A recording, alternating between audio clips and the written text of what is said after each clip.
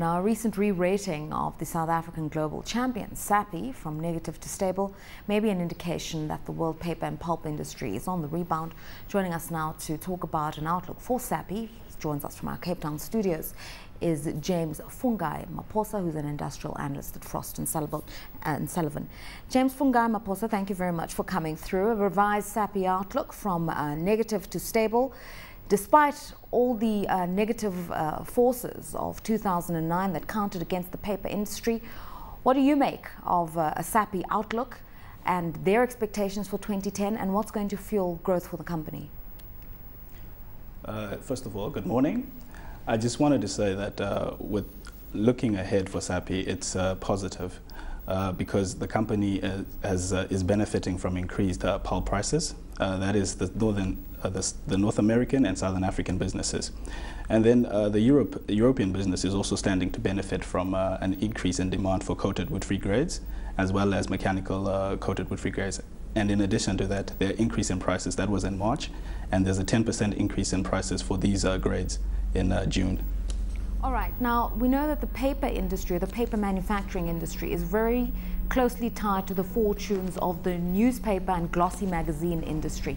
And we've seen a lot of shutdowns in the media sector, particularly print media sector, in the last year because of dwindling advertising revenues and the like. So without a really confident recovery in the media sector, can we expect a recovery for Sappi? I think a recovery for Sappi is still going to take place because what happened in 2009 is that advertising expenditure was reduced due to impacts of the global economic recession. But going forward, I mean, disposable incomes have increased within the world as the economy is recovering, the global economy is recovering. So there's going to be an increase in demand for print media. And print media still accounts for 80 to 97% of revenue for most newspaper and glossy magazine entities.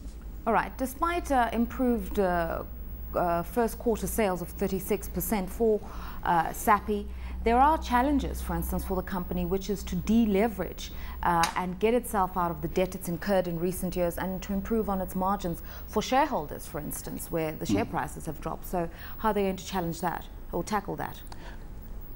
I think the strategies that Sappi have taken have been exiting high manufacturing cost operations. That's one of the key strategies that they've adopted in 2009. And in addition to that, it's managing costs as well as reducing capital expenditure, particularly short-term expenditure. Ralph Butker has mentioned that for the year 2010, they want to keep capital expenditure below 200 million. And this is definitely going to maximize margins for the company in 2010 and beyond.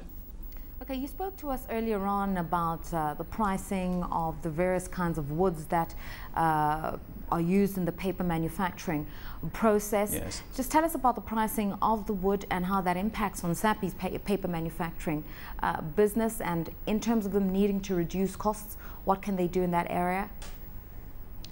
Okay, with regards to the North American and Southern African businesses, these entities are going to benefit from the higher, the increase in prices for the pulp commodities. I mean, the prices have increased for pulp from $796 per ton to around $975 per ton. So they stand to benefit because these are net pulp producers. But then if you look at the European business, this business is a net pulp importer. So what happens is they have to increase prices of the grades that they sell within this region to offset the increase in prices in pulp. All right. Now let's talk about the strategic importance of Sappi for the imperatives of a growing South African economy. Even though Fitch's ratings for corporate SA are stable, the ratings agencies are still quite concerned about the levels of slowed and weak growth in this country and also the levels of unemployment. What could a company like Sappi contribute to the growth of labor-intensive industries in South Africa and the general growth of the South African economy? Okay, looking at where most of Sappi's pulp plants are, it's generally in the rural to peri-urban areas. So they're a key contributor to employment of unskilled and semi-skilled workers. So growth of this company is going to contribute to a reduction in unemployment within these regions. And in addition, the production of intermediate goods are also going to filter into industries such as the textile industry. So a growth of this company is going to contribute to increased economic growth within these regions and reduce unemployment.